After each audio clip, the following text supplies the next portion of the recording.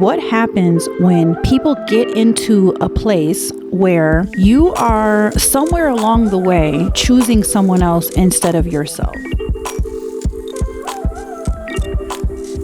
Hey y'all, welcome back to the Out Here Trying to Survive podcast. Are y'all watching Love Island season 7 or season 8, whichever season this is? It's crazy. Wow. I just watched the last super explosive episode on, what's today? Sunday the 28th. It was yesterday. Yesterday's the 27th episode was insane. Let's just put that out there.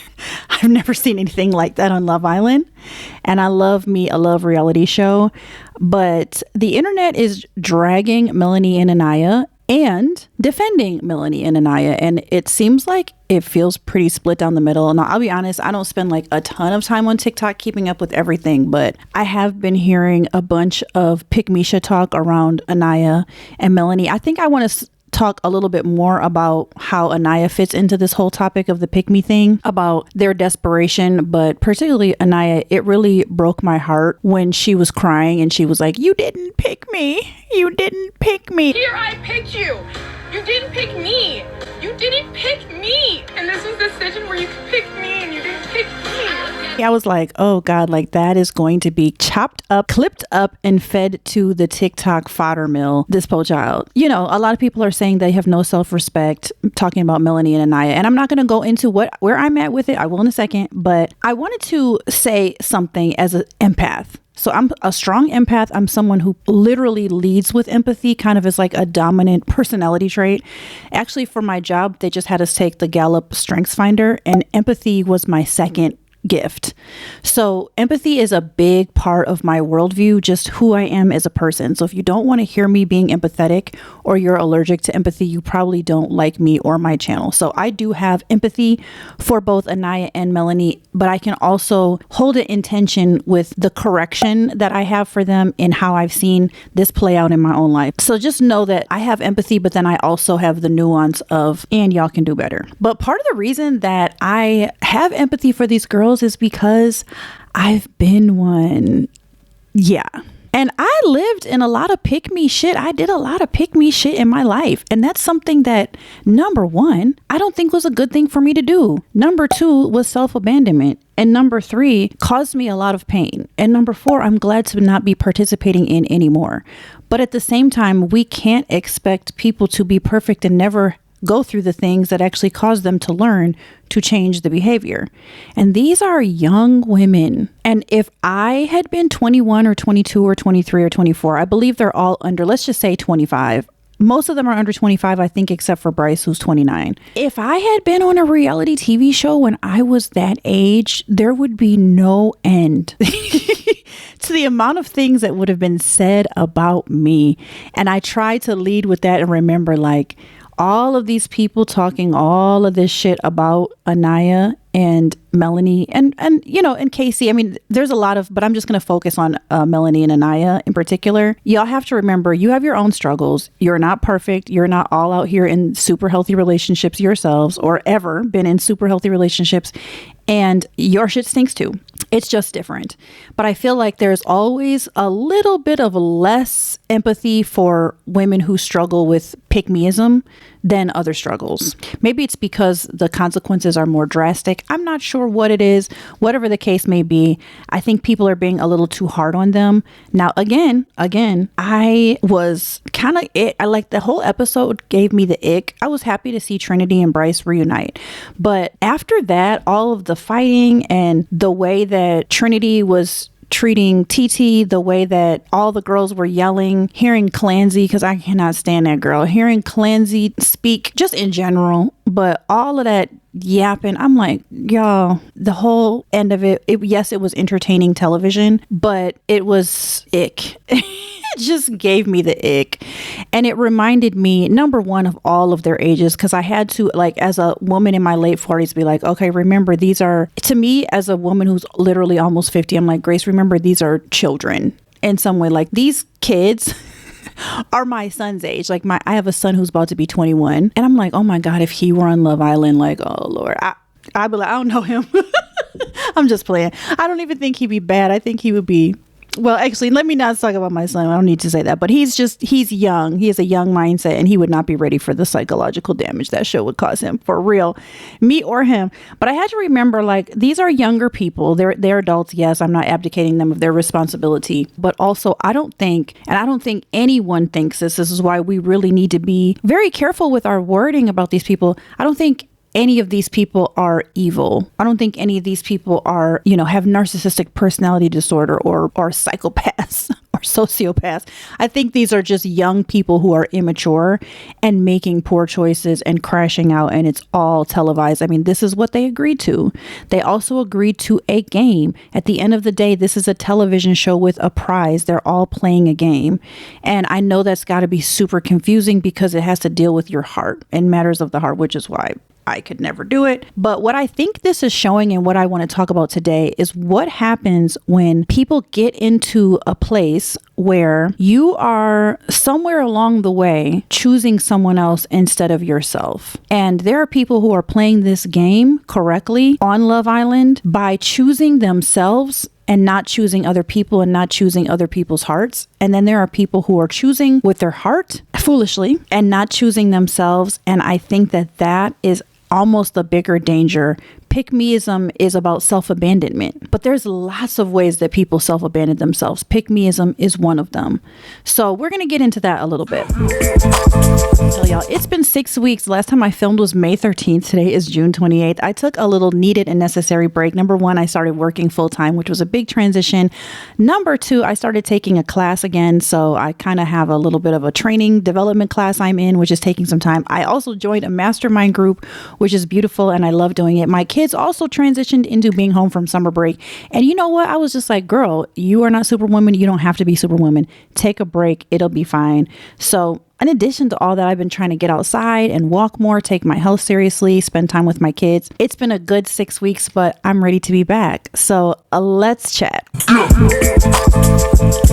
If you're new here, my name is Grace Sandra. I'm a writer, author, advocate, storyteller, mom, podcaster, and a YouTuber. And the Out Here Trying to Survive is a hope-oriented storytelling space for Black and brown women of color to talk about all the things that we are trying to survive through, particularly in this midlife moment: perimenopause, divorce, raising kids of multiple ages, sometimes caring for our parents, and everything else that goes along with it. And we're trying to heal together in community, survive, and ultimately thrive. Welcome to episode 53. Okay, so let's talk about the pick-me culture a little bit. I have always hated the pick-me culture. Here's why I've hated it.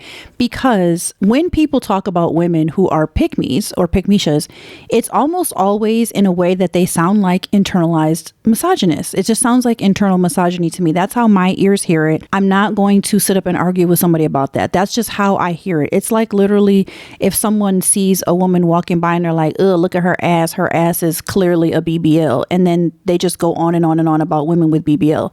Well, I do think that's internalized misogyny. I literally think you're doing the work of the patriarchy. Like if you're actively hating on women, whether it's for how they operate or how they look or whatever it is, I do think that you're just operating by a misogynist playbook.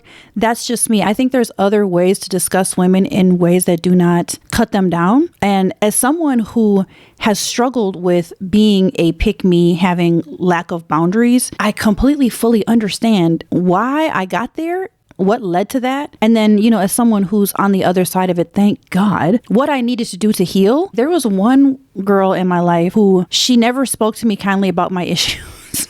I can tell you it never led to any healing. Her calling me a pick-me or even insinuating it, her being really harsh and really judgmental about the things I was struggling with men that she wasn't, it never led to healing at all. Actually, it led to the opposite. It only ever led to shame. And I'll harp on this till the day I die. You cannot heal from shame. That is the one thing that American society continues to purport and put out there and like, let's shame them into different behavior. You cannot shame people into different behavior. It doesn't work. We all have Brene Brown books now.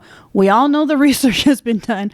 We all know that you cannot heal from shame. And I think that just labeling women a pick-me or a pick-meisha is just a shame-based comment at this moment in the cultural zeitgeist to just tear a woman down.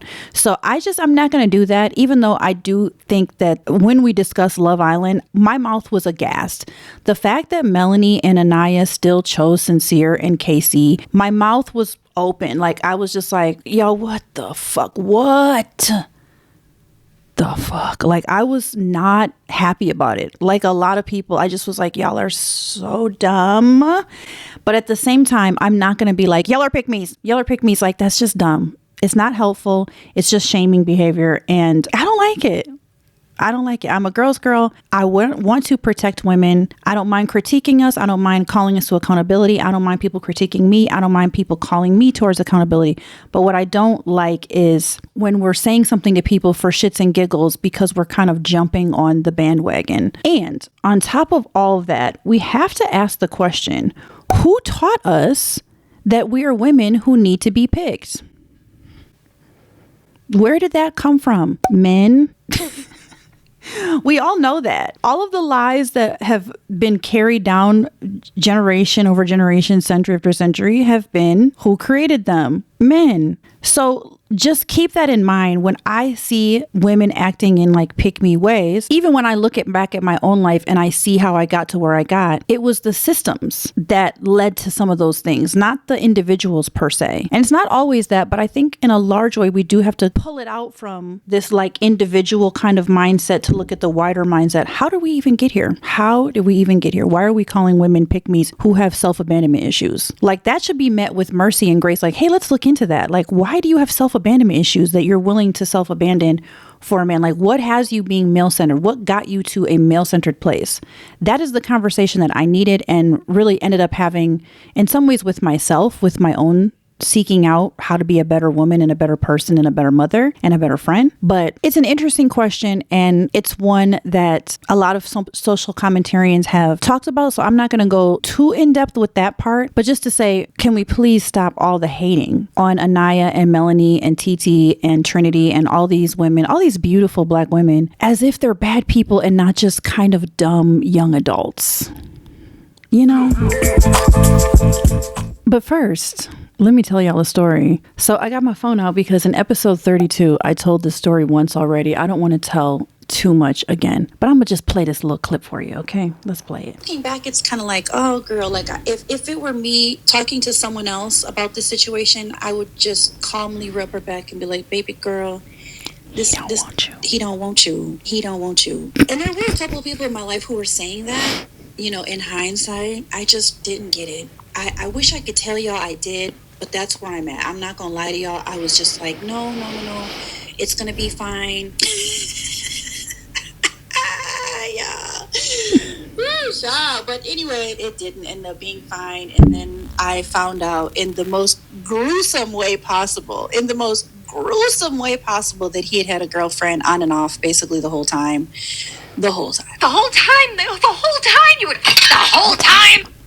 Yeah, that's really all the details you need, is that a man led me on for a year and a half, and the entire time he had a girlfriend on and off. And I was being such a pick-me about it. Looking back, I'm like, I probably literally had that thought, like, eventually he will pick me. Eventually he will choose me. I can't remember that I had that specific thought, but what else could have been going through my head the way that he was able to keep me on a hook that I willingly stayed on without a gun to my head? Child. And as you hear in that clip, there's something that I said, like, there were a few people in my life who were trying to gently let me know, like, this man is not choosing you. You need to move on. And the thing is, y'all, is I was dating other people. I was moving on in the way that I wasn't just sitting at home twiddling my thumbs waiting for him, but mentally, I was waiting to be chosen. And that situation kind of like woke me up, like, oh my God, I will never do that again. I will never date another man ever again who is giving me such nonchalant vibes, such nonchalant energy, such I don't care if I lose you energy. Well, yeah, because he had someone else that he was actively hiding me from. I tell y'all all the time, I don't come on here ever pretending to be perfect or ever pretending not to make mistakes. And sometimes I share these embarrassing ass stories so that I can let y'all know y'all can learn from me. Y'all can learn from my mistakes. I'm learning from my mistakes. And if I get on here and tell y'all I did that same shit again, then yeah, that would be really problematic. But I think that situation, the embarrassment, the shame, the pain, the frustration, I think it might have cured me of my pick-meism. And I wish it didn't have to get to that. But I'm going to just keep it real. What I want to empathize with Anaya, I guess Melanie to some extent, but not the same. The part that I want to empathize, and this is about you too, even if you're not struggling with pick-me shit, but you struggle with self-abandonment shit, there is things that cross over, right? So when you are doing pick-me shit or when you're self-abandoning, there's things that are happening. You're ignoring red flags about whatever the situation is. You're chasing crumbs. You're having a level of delusional hope that does not match the situation. You're rationalizing about the person or the situation. You're embarrassing yourself. And you're abandoning yourself ultimately. And that is what we can see. I'll just focus on Anaya. In this situation, there are so many red flags that Anaya was ignoring about KC and about how he was moving with her, even down to watching the videos when they got to Casa Amor. And Trinity said it a couple times in the dressing room. Remember when Trinity was like, KC had his fingers practically in her ass crack, girl. Like, did you see how excited he was? Did you see how happy he was to be touching on these other girls? She was constantly chasing crumbs. She was hoping, she was rationalizing. What hurt me the most to see Anaya say, where I felt so sad for her, like it was one of those moments like if I were there or I was like the on-site therapist, which by the way, I'm not a therapist, to be clear. I'm not a doctoral student like lioness Dr. Bryant. But anyway, if I were there, I would have wanted to sit her down and be like, baby girl, let me hold your hands when I tell you this. It's so sad to hear you say, she literally said out her mouth, I stand behind him and I choose to stand behind him and I will always stand behind him. Now, that's a wonderful thing to say about someone you're married to. That's a wonderful thing to say about someone who you have pledged a lifelong commitment to. Maybe even someone who you are engaged to, who has put a ring on your finger and said, hey, let's make a commitment that we are one day going to enter into a marriage contract. But for Anaya to say that about a man she met 3 weeks earlier while participating on a game show, it's fucking crazy. I mean, we all just gotta acknowledge that, right? Now, I get it. I have empathy for her. And at the same time, like, girl, there is no greater self-abandonment than being a woman who declares yourself a ride or die to a cis-het gendered man in 2026. That shit is embarrassing. These men will embarrass you. They will hurt you. They will harm you. They will stab you in your back 82.9 different ways in 2026. And you talking about you a ride or die. Like, I could see as a wife, because I've been a wife and kind of had that mentality at some point, which is why I will never be a wife again. Willingly, I choose to never be a wife again, intentionally choose to never be a wife again after being a wife twice and realizing I'm not going to be a ride or die for any cis-het gendered man, but really my own two boys, my own two cis-het gendered boys that I birthed. But even then, there's limits to that. If they cause tremendous harm or murder someone or rape someone, like there's limits. Like, I'm not even a ride or die, like no matter what you do for all of your life. Like, if you rape someone or murder someone or do some other sort of heinous behavior, like, yeah, that's going to challenge my ride or dying for you. What we need to do as women is not self-abandon no matter what. There is not any good reason outside of her youth and immaturity that Anaya should have said that on national TV. Like, that was fucking crazy. And then to watch him come in with TT, it was like, girl, you did this to yourself. And I understand it though, because I've been there, so I have empathy for you. But also, you did this to yourself. I feel like I have a very balanced perspective. Like, I could hug her. I could have been there and hugged her and been like, I'm so sorry. I'm so sorry. I'm so sorry. I have compassion for you. I have empathy for you. I have sympathy for you. And also, girl, we got to learn from this and do better. I know you're 22 or 23 or less than 25 or whatever the hell you are, but we gotta get better as time goes on. We have to. These producers gave y'all, was it 12 men to choose from to help you to choose better. They gave you 12 men. And you still chose the man who chose to put his fingers damn near in a booty hole on a televised live stream, on a televised TV show. But why? Why is the question? not just for Anaya, not just for Melanie, but also for me, also for other women who struggle with pick me behavior, also for all of us who have self-abandoned at some point in time. And if you're sitting here as a woman being like, oh my God, I can't believe Grace has done pick me shit, or I can't believe other women are do this, I can't believe that this isn't my issue. Girl, you've self-abandoned at some point in your life. So please shut the fuck up if you're being judgmental. Like, that's ridiculous. We've all self-abandoned at some point in our life. This is not something you come out of the cooch being perfect at. We all have. We have all at some point entertained a relationship or a boyfriend or whatever, or a partner in any situation where we have self-abandoned. This is not, for me, you're never ever going to hear me saying, let's come down on a particular type of woman. And I hate, I literally hate when women get on a high horse about pick me. I would never. Okay, I know you wouldn't, but you would do some other silly shit that I wouldn't do. You don't hear me harping all on you. So let's go into a little bit of a deeper situation. How are Anayas born? How are women like me born? Where we end up in situations like this, or where, for me, I'm in a much better place, but I still have to internally check myself quite often. I still have to check in with my girlfriends. I still have to do the mental work. It still doesn't come to me naturally. I know there's other women who it does come forward naturally. How do we get here? And how do we get out of it? Because this isn't just like about dating. Again, pick-meism is a symptom of a bigger problem of self-abandonment. And what is it that gets us there? I do think the big thing, and I've talked about this tons before, is that women are socialized towards men. We are literally socialized to orient our lives around them. And just think about all the questions we ask even little girls, like, oh, do you like any boys? Do you have a boyfriend? Who's taking you to prom? So do you want to get married when you get older? Oh, how many kids do you want? Like, those are the kind of questions that definitely little girls of my generation got asked. I think and hope they're probably being asked less.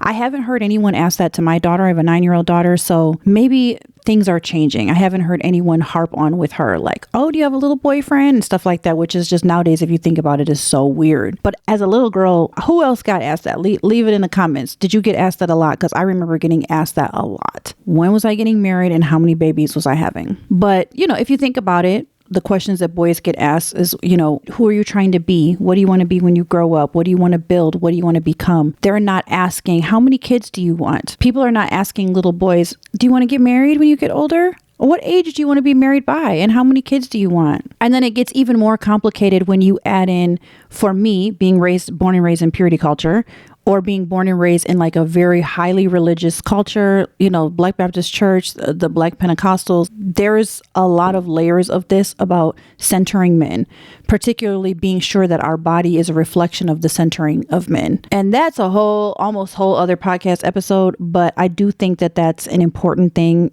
to consider, is religious upbringing and the mindfuck that does on your brain in terms of how it leads you to center men.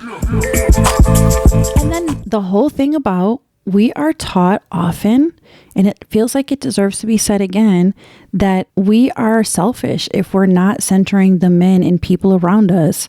We are taught this as women. Black and brown women are taught this all the time. When it comes to pick-meism, again, the symptom is there, but there's other things that are happening too. There's other symptoms that are showing side by side. It's when we're not leaving a relationship when we really should, but we're taught like that's selfish because what about the kids or whatever.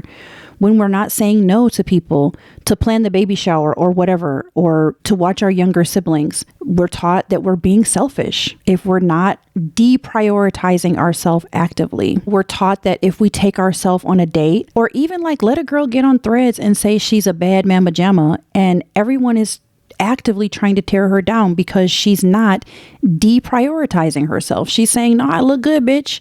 And everybody's tearing her down. If we decide to go back to school, then all of a sudden we're selfish if we're not pouring all of our money back into our children or our husbands or whatever. Like, there's just so many little things along the way that women do to say like, hey, I'd like to prioritize myself. I'd like to choose myself. And then we get almost shit on for making those decisions, to the point that a lot of people are like, move in quiet, don't do anything out loud because you're going to get all that negative energy. In some ways I agree, but like, why do we have to get all this negative energy?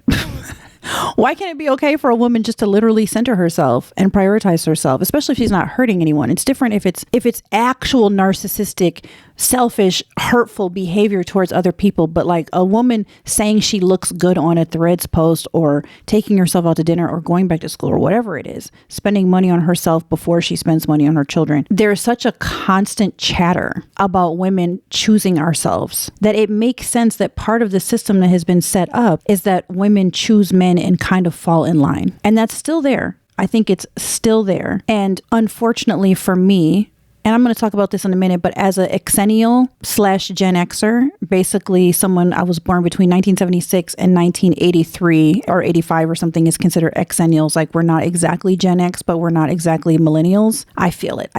Any other exennials? Let me know if you're an exennial. Leave it in the comments. But I had to realize, like after decades, literal decades of conditioning, that I wasn't going to heal because I found a good man. I think for a long time I thought, oh, I haven't healed fully, or I'm not like fully myself because I haven't found a good man that I'm compatible with and I'm not in a healthy relationship, until I realized, oh, healing just comes through me. It actually it's my job. Just all by myself. It's just my job. Healing isn't coming through a man. Like I can offer myself to a man, a healed man. I can offer myself to a relationship, a healed, healthy Grace. But it doesn't come through that. And that's what I was socialized for many, many decades to believe, particularly someone who was not just raised in religious context, but actually worked in it too. I used to be a minister for a lot of years and work in Christian ministry. And that was the whole thing. And almost like if you leave your husband, if you get divorced, you're removed from the covering of God and you cannot be healed. When in fact, I've experienced the most healing since being single. And let me just talk about this age thing real quick. I want to go back to this because younger generations, I think the kids are in a better place. For example, my daughter who is 9, I have told her several times, you don't have to get married. You don't have to have kids. And she's just like, yeah, I know. And I'm like, okay, I just want to be sure that you knew that, because that's not what I was taught growing up. Like, I want you to do what makes you happy. You can be with a man or you cannot. You can be with a woman or you can be with a non-gender, asexual person, intersex. You can be with whoever you want to be with romantically. And she's like, yeah, I get it. Like, bro, this is not rocket science. I'm like, okay, I just want to be sure you knew that, because like that's not what I was taught. And so there's just like a lot of shame around this. And she's only 9, so I'm not bringing up the sexual piece, but like when she's older, I want her to know, like, hey, by the way, it's okay if you're a sexual being. It's okay if you enjoy sex. You don't have to wait till you're married to have sex. Like, you can do what you want. Just make sure it's consensual. Make sure you're protected. I'm gonna have all of that conversation with her, but she's only 9, so not yet. But the kids are in a different place, and those are conversations I've had with my sons, by the way, who are 16, almost 17, and 20, almost 21. So they know where I stand on all of that. But I do think the younger generations have a little bit more, especially the girls, have a greater sense that they don't have to get married and have babies. And I actually just saw something yesterday on the news that said this is the first time in I don't even know how many years that like all of the 30-year-old women, it's the most childless generation of 30-year-old women. I'm like, yes, because they know we have this whole big life we can have outside of just like settling down and popping out babies. Not that there's anything wrong with doing that. I mean, that's what I did. I wish I had waited a while longer, but we're not going to go there. But I do think that Gen Z and whatever one is after that, I think my daughter is Gen Alpha. Is it starting over from Z to A? I don't know. Whatever generation my daughter is, who's 9. So Gen Z and the one after that, I think that they are in the best place to understand that they don't have to center men. But if you look at my generation, Generation X, and the one before me, which is the boomers and Xennials / Generation X, we were primarily taught, go find a man, choose a man, go to college to get a man, keep that man, that will make you happy, have those babies, that will make you happy, and stay married. You know, the boomers were just the ones staying married. Now the Gen X's like me, we're just like, yep, bro, like we don't have to. We literally don't have to stay attached to a lying, cheating, abusive, whatever, manipulative, or just we're just unhappy. We don't have to stay in this. We just don't. Y'all are not adding enough value for us to want to stay here. So I love that for this generation. And then the millennials are in between, I feel like, still kind of figuring this shit out. But these kids on Love Island right now, what are they? Are they Gen Z? I think they're Gen Z. Like, I wish that we were seeing something a little different from them as Gen Zers, but at least there is a sense of some level of boundaries. Like when I was hearing Trinity talk about like, girl, if you want to be a dummy, go ahead and be a dummy. I'm like, thank you, Trinity. Thank you for saying it. But still, Gen Z does have the vocabulary that like my generation didn't have for sure. When I was in my 20s, my generation did not have. We were not talking about boundaries, attachment, who's anxiously attached and who's not, whether or not a man is gaslighting us or not, how we are doing so much emotional labor for men who are giving us nothing in return.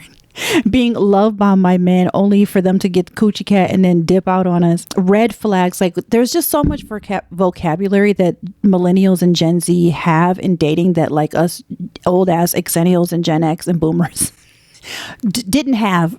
We were not privy to the kind of language and understanding of these relationship dynamics that the younger generations have, and that does give me some hope. And hearing Trinity and Clancy, because I don't like Clancy, but the one thing she does do is she's playing the game very well, and she does stick up for herself, sometimes to an obnoxious level, which has some racial undertones to it, which I'm not going to get into. It's nuanced. My whole point is I do have some hope for this younger generation. And I really wish that Anaya was embodying some of that more. But again, she's young and her prefrontal cortex is not fully developed. So let's have some grace. I do hope moving forward that Anaya and Melanie, honestly, a lot of the cast, I really hope a lot of the cast does not read the comments and take in a lot of the hateful rhetoric about themselves. I hope they just learn their lesson. I pray that this isn't the end of their story, but the beginning of them understanding on a large scale, on a large stage, how important it is to choose yourself. I had to learn, and that is what they're now doing. They're learning,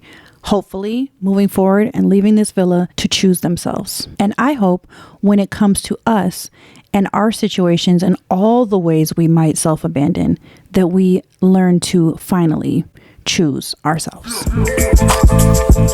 If you made it this far, thank you so much for being here. I really appreciate you. I know you could be anywhere out here on these internet streets, so I thank you for spending some time with me. If you're on YouTube, would you please subscribe to the channel, give me a like, and then go to the comments, leave me a comment, tell me how you've self-abandoned, and then hype me up. If you swipe over from the comments, there's the hype points, and the hype points really help the video and the channel get seen. And if you're on Apple, please go ahead and leave me a review on Apple. If you're on Spotify, it only takes a second to leave me a 5-star review. I appreciate any of all of you being willing to engage in this conversation with me. I feel like my views they're not controversial, but I do feel like they're a little bit different than some of what I hear going on. I also follow and listen to a lot of Black women. And if I could recommend anyone who is doing the work to talk about Love Island in a really beautiful, emotionally intelligent way, it's Blue Telusma. She is a emotional intelligence coach, and she goes through episode by episode and talks through how to examine what the participants are going through the lens of emotional intelligence. It's really fascinating, and I learned so much from her. And I watched her episode this morning while I was actually putting on makeup and stuff. And I just found myself really resonating with so much of what she was saying about this episode. But honestly, I agree with almost everything she says. So I think like her, and I've thought like her for a long time. And she has the words to be able to say, yeah, y'all, it doesn't matter whether or not people like these opinions. Like, facts are facts. It doesn't change what's actually happened. So yeah, go follow Blue Telusma if you want social commentary on Love Island that is really, really fair, honest assessment. And she's not afraid to go against kind of like the cultural milieu, like what people are saying. She's not afraid to go against it, but also provide proof and do her research and back up. So yeah, I cannot suggest Blue any more than I already do. I think she's amazing, and I love her channel, and I love her. And one day, like, it's my dream to be on her show. I want to be on it. I want to talk about something. I don't know what, but I want to talk about something. I just love her. I have a journal called the Out Here Trying to Survive. It's my signature Out Here Trying to Survive journal, and it's for women who are going through stuff. I mean, I could say it in a lot of different ways, but if you are going through stuff and you need a space to reflect, it is what I do when I am going through shit. I mean, I've always been a journaler since I was like 11 or 12 years old. It's a deeply important part of my healing journey, is getting my thoughts out on paper, and then also having really good reflection questions and really good reflection mixed in. So this is not a hard copy, it's a digital journal, but you can answer the questions on your iPad, or you can pull it up on your phone in the Files app and just kind of go through and read it and reflect every day, maybe write the answers in your journal. I think it will really benefit you if you are someone who's saying, yeah, I just need more space to think about things more deeply going on into my life so I can get to the next step. This is for you. The link is in my Stand store. Thank you so much for being here, and I will see y'all in the next episode. Bye.